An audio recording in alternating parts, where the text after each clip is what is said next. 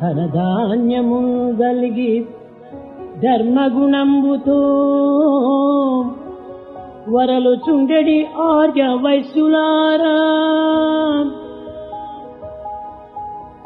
ధనధాన్యము కలిగి ధర్మగుణంబుతో వరలు చుండెడి ఆర్య వైశ్యులారా.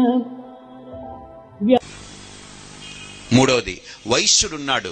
వైశ్యుడికి ఏమిటయ్యా స్వధర్మం అనంటే దానం.